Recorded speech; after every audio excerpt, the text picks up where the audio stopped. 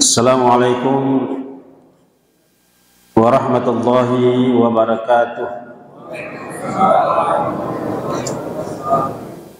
Alhamdulillahirabbil alamin wal 'aqibatu lil muttaqin wala udwana illa 'alal zalimin. Allahumma shalli ala Muhammadin wa ala alihi wa ashabihi wa man tabi'ahum bi ihsanin ila yaumiddin. Rabbi shrah li sadri wa yassir li amri wahlul 'uqdatam min lisani yafqahu qawli. Masyarakat muslimin sidang jamaah subuh yang sama-sama dirahmati dan dimulaikan Allah Subhanahu wa ta'ala. Alhamdulillah, mari kita banyak memuji Allah Subhanahu wa ta'ala sebagai tanda kesyukuran kita. Begitu banyak nikmat yang dianugerahkan kepada kita, yang jikalau kita ingin menghitungnya, niscaya tidak akan mampu kita menghitungnya. Wa in ta'udu ni'matallahi la tuhsuha. Kata Allah, seandainya kalian menghitung nikmatku, maka kalian tidak akan mampu untuk menghitungnya. Sebenarnya kata Rasulullah, raka'ataini qabla al-fajr khairum minad dunya wa ma fiha. 2 rakaat salat sunnah yang kita laksanakan sebelum salat subuh itu jauh lebih baik, lebih utama dibandingkan dengan dunia beserta isinya. Makanya kita semuanya adalah orang yang paling kaya gitu. Dan nilai ini tidak diberikan di dunia ini, karena sungguhnya balasan itu nanti di akhirat, bukan di dunia. Adapun kenikmatan yang kita rasakan segelincir ini, itu hanya disebut dengan busyra ajilah, kegembiraan yang dipercepat. Bahkan Rasulullah SAW mendoakan umatnya pada subuh-subuh hari, Allahumma barik ummati fi bukuriha, ya Allah berkahilah umatku pada subuh-subuh hari. Dan banyak lagi yang bahagia pada dalam bulan suci Ramadan ini. Kita telah melaksanakan sahur, yang merupakan juga ibadah yang sangat mulia. Tasahharu fa inna fis sahuri barakah, kata Rasulullah. Bersahurlah kalian, sungguh dalam sahur itu ada barakah gitu, ada berkah gitu. Dan berbagai macam kenikmatan, nikmat kesehatan, nikmat kebersamaan kita sini, pahala yang luar biasa, 27 derajat salat berjemaah di masjid. Setiap langkah kita ke masjid diangkat kemuliaan kita oleh Allah. Setiap langkah kita ke masjid diampuni dosa-dosa kita oleh Subhanahu wa ta'ala. Maka apalagi yang kita tidak syukuri, begitu banyak nikmat yang diberikan Allah kepada kita, yang mungkin hanya sebagian kecil saja orang yang bisa menikmati nikmat yang super luar biasa dari Allah Subhanahu wa ta'ala. Dan bahagia kemudian kita lengkapi dengan taklim subuh, yang juga merupakan satu amalan yang sangat agung di sisi Allah Subhanahu wa ta'ala. Janji Subhanahu wa ta'ala, yarfa'ul ladzina amanu minkum wal ladzina utul ilma darajat. Allah akan mengangkat derajatnya orang-orang yang beriman dan memiliki ilmu pengetahuan. Para ulama menjelaskan masuk pengetahuan sini adalah pengetahuan agama.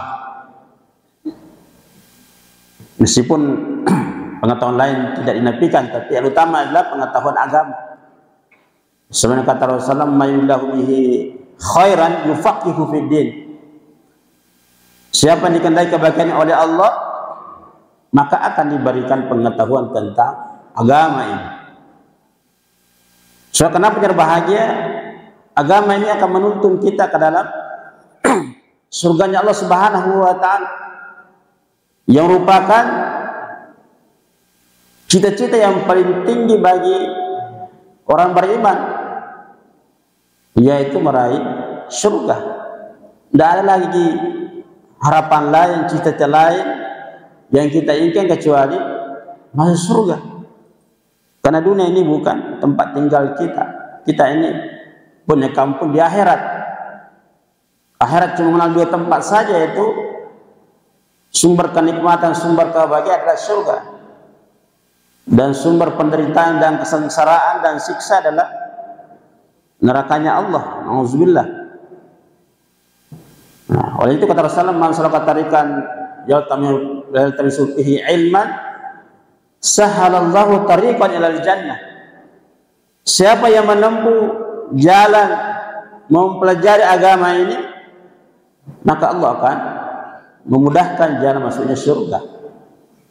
Sekarang berbahagia, bagaimana kita bisa menjalankan agama dengan baik kalau tanpa ilmu? Seperti kata Rasulullah, "Sallu kama ra'aitumuni usalli." Contohnya, bagaimana kita bisa salat sesuai dengan Rasulullah kalau tidak tahu ilmunya? Puasa Ramadan yang kita laksanakan ini kalau tidak tahu syariahnya, bagaimana bisa kita laksanakan sesuai dengan sunnah Rasulullah SAW? Maka kuncinya adalah kita harus berpayah-payah, bersusah-susah untuk belajar. Maka Imam As-Syafi'i mengatakan, siapa yang tidak merasakan kesusahan, capek-capek, ya, bahkan ngantuk, melawan ngantuk untuk belajar, maka rasakan namanya kebodohan itu. Dan bodoh yang paling berbahaya adalah bodoh terhadap agama kita.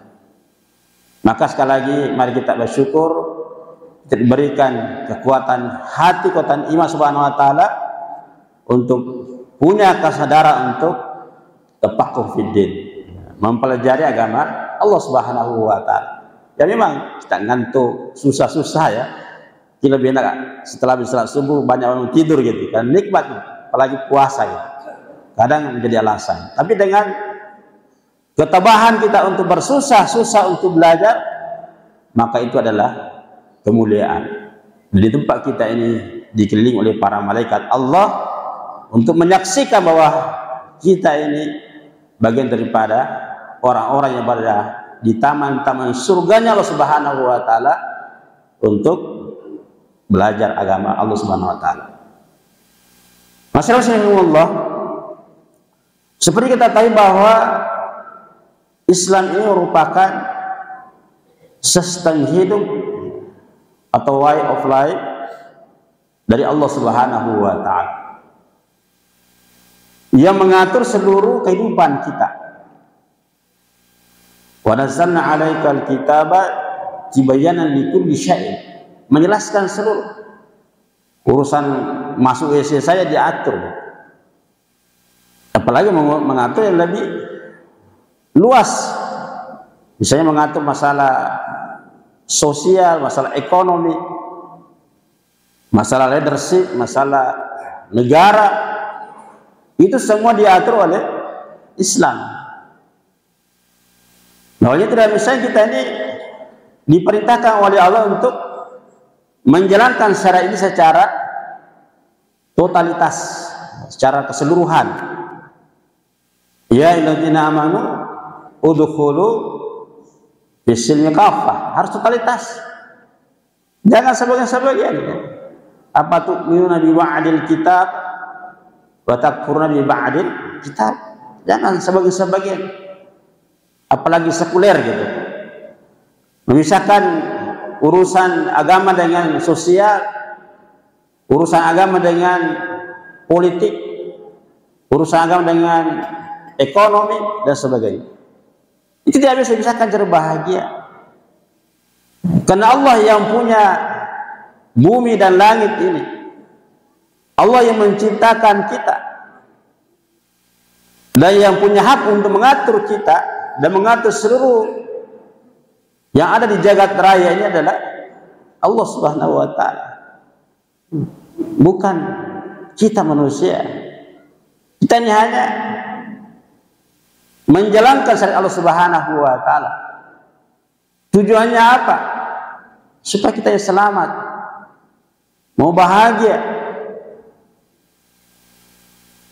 selamat dunia dan bahagia dunia akhirat. Karena kita ini semua dari Allah, akan kembali kepada Allah Subhanahu wa Ta'ala. Ya. Sekarang kita ini dari Allah dan kembali kepada Allah Subhanahu wa Ta'ala, yang akan mempertanggungjawabkan seluruh aktivitas kita selama hidup di dunia ini.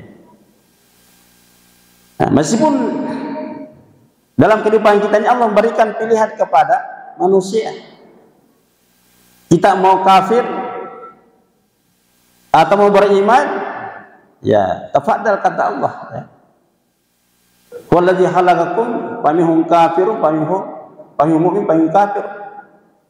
Mau beriman kepada Allah silahkan, mau kafir, mau tidak menjalankan syariat Allah silahkan, tapi ingat ada pertanggungjawaban. Ya cuma dua saja pilihan, mau jadi orang beriman atau mau jadi orang yang kufur pada Allah. Itu hanya pilihan, tidak ada pilihan lain bahwa di tengah-tengahnya saya sebagian kafir sebagian iman, tidak bisa, ya. Nah kalau kita ingin beriman pada Allah, ya harus totalitas menjalankan syariatnya Allah itu. Jangan setengah-tengah, nggak bisa. Ya. Ya. Oleh itu dalam Islam untuk beriman harus totalitas menyerahkan diri kepada Allah Subhanahu wa Ta'ala. Senang atau tidak senang, mau tidak mau, terpaksa atau ridho, tak boleh. Itu menjadi seorang Muslim dalam pandangan Subhanahu wa Ta'ala harga mati, ya. Jadi bukan saja NKRI harga mati. Menjadi Muslim adalah harga mati, ya. Ya alladzina amanu wala tamutunna illa wa antum muslimun. Janganlah engkau meninggal dunia kecuali dalam menyerahkan diri kepada Allah, dalam keadaan totalitas menyerahkan diri kepada Allah. Nah itu harga matinya orang Muslim itu.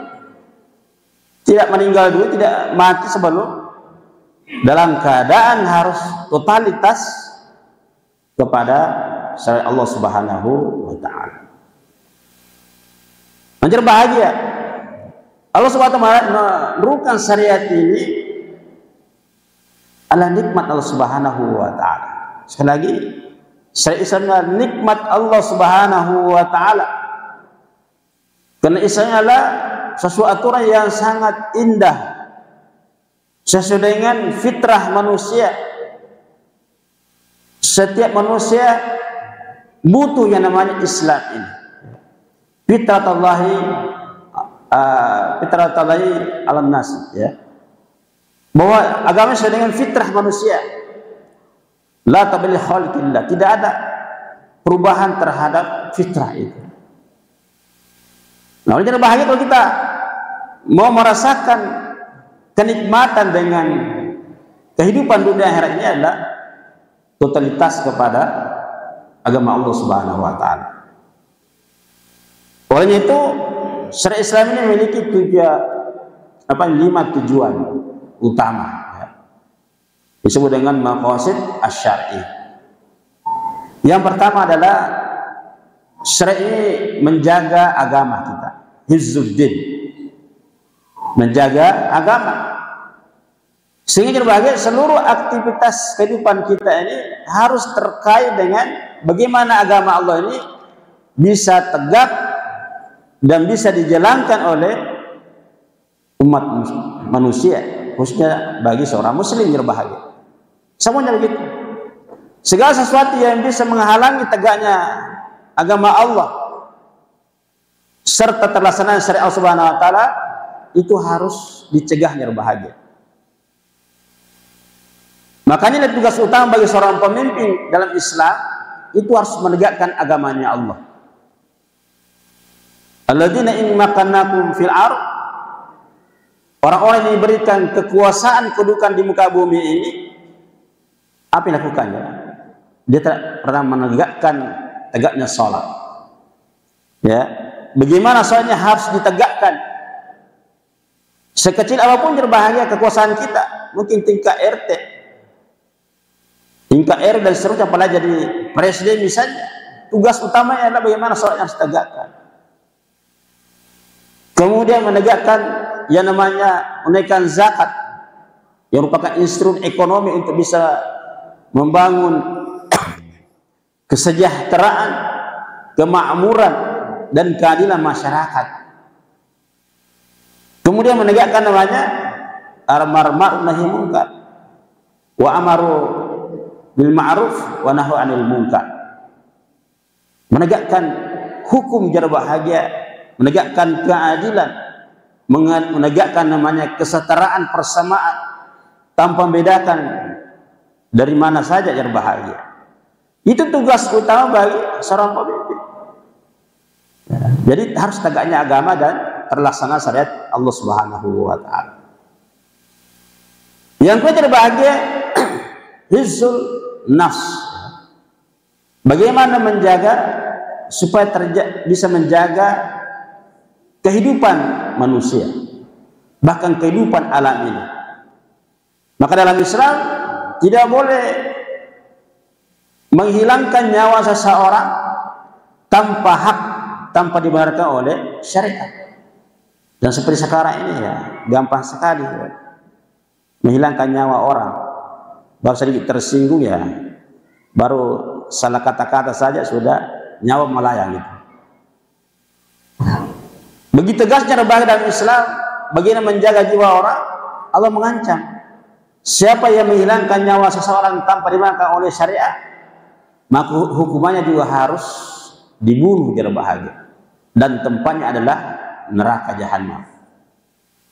Begitu kita harus menjaga namanya kehidupannya berbahagia. Dalam Islam kita harus menolong jiwanya orang, apapun latar belakang agamanya, latar belakang bangsanya dan sebagainya. Tidak perlu ditanya kaum ini Islam atau bukan Islam, harus dijaga nyawanya orang. Tidak boleh biarkan orang lapar sehingga laparnya itu dia menyebabkan dia mati. Tidak boleh biarkan orang sakit sehingga dia meninggal karena sakitnya. Tidak boleh. Apapun latar belakangnya berbahagia, harus menegakkan namanya nilai kehidupan. Itulah kehidupan secara umum. Bagaimana menghidupkan lingkungan, menghidupkan alam ini supaya tidak dirusak. Yang sekarang ini ya, kehidupan kita ini semakin brutal jangan bahagia. Brutal sesama manusia, brutal sama alam jangan bahagia. Karena tidak tegak syariah jangan bahagia. Tidak jalankan syariah Allah. Yang ketiga adalah hifzul nasl. Bagaimana menjaga namanya keturunan. Islam merupakan agama yang sangat menjaga nilai-nilai kemanusiaan, nilai keluarga agar bahagia, yang menjadi pondasi terhadap kemaslahatan masyarakat dan negara. Itu harus dijaga namanya keluarga. Nah, sehingga Islam melarang namanya perselingkuhan, melarang yang namanya perzinahan, melarang yang namanya pergaulan bebas dan sebagainya. Karena itu sendi-sendi kehidupan utama adalah keluarga, tidak boleh rusak yang bahagia. Dan seterusnya Islam memberikan syariah bagaimana kita harus menikah dan berketurunan, itu menjaga sendi-sendi itu. Dan sangat lengkap yang bahagia mana Islam mengatur namanya kehidupan keluarga dan keturunan, interaksi antara sama manusia. Itu sangat lengkap sekali. Yang keempat yang bahagia Ada hifzul mal, ya, menjaga harta. Nanti kita bahas secara usul ya tentang hifzul mal. Yang kelima adalah hifzul akal. Bagaimana saya menyuruh kita menjaga akal? Karena akal merupakan perkara yang sangat mahal bagi manusia. Yang membedakan kita antara makhluk lain, apakah itu binatang, malaikat dan sebagainya, itu adalah akal. Maka harus dijaga akal agar bahagia, jangan dirusak dengan misalnya minuman keras, khamar, narkoba dan segala macam bentuk yang bisa merusak akal agar bahagia. Karena tidak bisa kita melaksanakan agama dengan baik kalau tidak berfungsi akal kita. Sehingga harus dijaga. Dan kita disuruh bagaimana meningkatkan kualitas akal kita dengan wajib belajar, wajib menuntut ilmu. Talabul ilmi faridatun ala kulli muslim. Wajib kita belajar di bahagia. Belajar dalam Islam tidak terkait dengan harus formalitas, misalnya dari SD sampai perguruan tinggi, tidak. Apapun kesibukan kita jadi bahagia, harus selalu belajar, harus terus menambah ilmu. Apalagi sekarang ini era digital, era internet, begitu banyak sumber-sumber ilmu bahagia kita bisa pelajari. Ya, rugi kita cara bahagia kalau tidak belajar. Karena kunci untuk bisa memberikan nutrisi kepada akal kita adalah belajar, banyak membaca, banyak mendengar, banyak menelaah dan sebagainya. Ya, maka wajib kita ini harus untuk ilmu berbahagia. Nah, kemudian yang terakhir tadi masalah hifzul mal. Bagaimana kita ini harus menjaga namanya harta itu? Bagaimana cara menjaga hartanya berbahagia? Islam mensyariatkan kita ini harus bekerja, harus mencari nafkah, wajib berbahagia bagi orang yang tidak punya halangan. Wa qul i'malu fasarallahu malakum wa rasuluhu wal mu'minin. Bekerjalah kalian, kata Allah. Sungguhnya Allah dan Rasulnya akan melihat pekerjaan kita. Fa idza qudiyatis shalah fantashiru fil ardh wabtaghu min fadlillah. Usai melaksanakan ibadah salat, segera bertebaran kamu mencari nafkah, mencari harta yang halal. Mesti berbahagia kita ini sebagai makhluk sudah dijamin rezekinya dari Allah. Tidak perlu kita khawatir namanya rezeki, tapi harus ada asbab untuk mencari, menjemput rezeki kita. Ya, di dalam sini harus ada asbabnya. Kita tidak hanya sekedar bercita-cita tapi tidak ada proses untuk mencapai cita-cita. Harus ada proses yang dilakukan. Dan itulah yang dihitung oleh Allah, prosesnya itu. Meskipun semua makhluk dijamin oleh Allah Subhanahu wa taala. Wa ma min dabatin fil ardi illa 'ala Allahi rizquha. Semua dijamin rezekinya bahagia. Ya, meskipun dalam pendapat ulama ada beberapa kriteria rezeki ya. Ada yang sudah dijamin semua dapat rezeki, kita tidak akan meninggal dulu sebelum habis rezeki kita. Yang kedua ada rezeki yang diupayakan, ya, harus bekerja. Wa alaysal insani illa ma sa'a.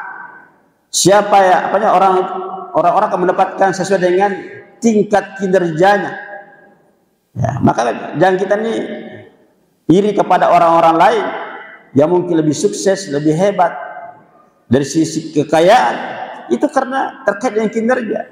Dan ini sunatullah cara bahagia. Tidak membedakan apakah dia beriman atau orang kafir, sama saja.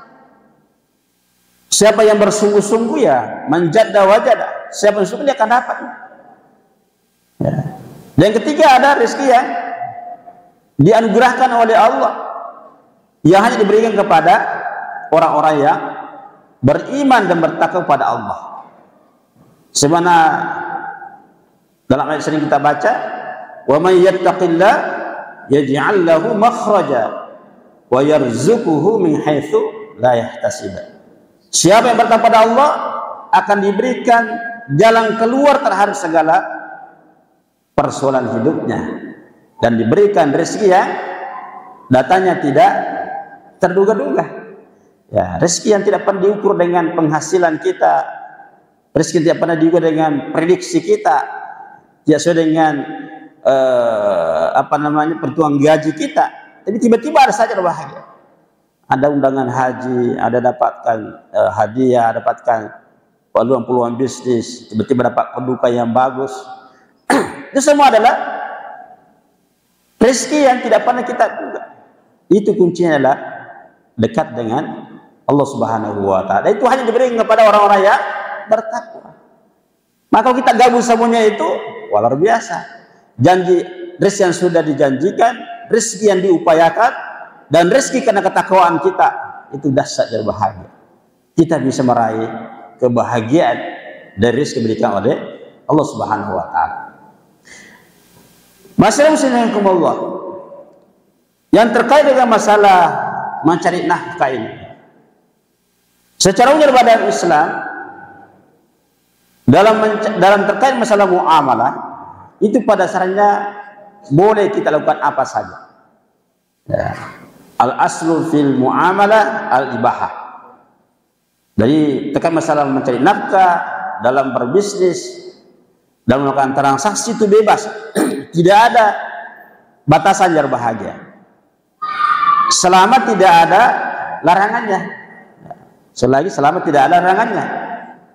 Beda kalau ibadah, semuanya dilarang dalam Islam. Al aslu fil ibadah at-tahrim. Itu asalnya awalnya atau sumbernya ada dilarang oleh syariat. Kecuali kalau ada perintahnya. Kecuali kalau ada perintahnya. Misalnya salat ada perintahnya, aqimus shalah. Ada kewajiban zakat, wa aqimus zakah, wa atuz zakah. Ada perintah berdoa, ud'uni astajib lakum dan sebagainya. Jadi terbaik untuk ibadah itu asalnya dilarang dalam syariat, kecuali kalau ada perintahnya. Tetapi kalau dalam muamalah, maka asalnya semuanya boleh al-ibah, kecuali kalau ada larangannya. Nah, larangannya terbagi dalam Islam sebenarnya ada 3 ya, yang terkait masalah muamalah. Ini kuncinya. Yang pertama ada dia terlarang karena sisi zatnya. Terlarang karena zatnya. Yang dilarang secara syar'i dalam Al-Quran ataupun hadis Nabi SAW. Misalnya dalam ayat dikatakan, hurrimat alaikumul maitata waddama wa lahmal khinziri wa ma uhilla li ghairillah. Itu contohnya. Allah mengharamkan yang namanya bangkai, mengharamkan darah, mengharamkan daging babi, mengharamkan sesuatu yang disembelih selain daripada karena Allah Subhanahu wa Ta'ala. Itu contoh larangan secara syar'i berbahaya, secara zatnya.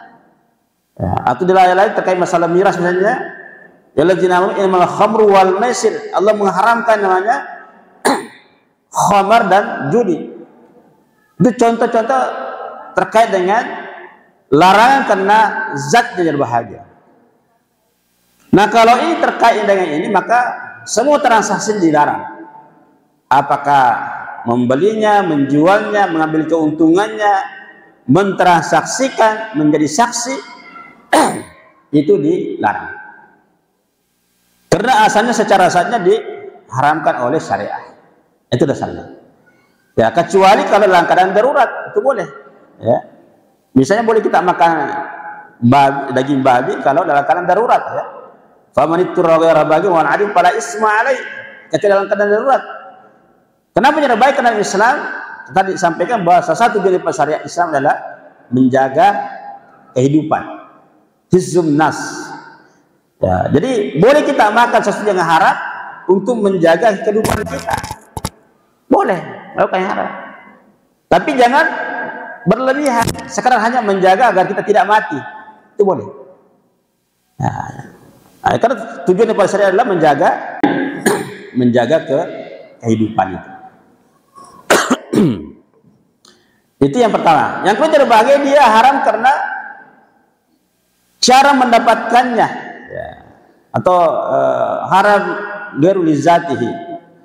Dia haram karena cara mendapatkannya yang dilarang oleh syariah. Misalnya dilarang transaksi riba, dilarang transaksi mencuri, korupsi, ya apalagi sogok menyogok, ada unsur judi dalamnya, ada unsur tadlis, ada penipuan. Nah, itu cara mendapatkannya bahagia.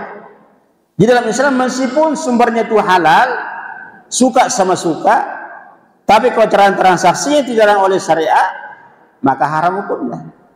Ya, misalnya kita nih sogok menyogok, ya, suka sama suka kan, mudah urusan, yang disogok senang, yang menyogok juga lancar urusannya gitu. Apakah boleh? Enggak boleh, karena melanggar syariah.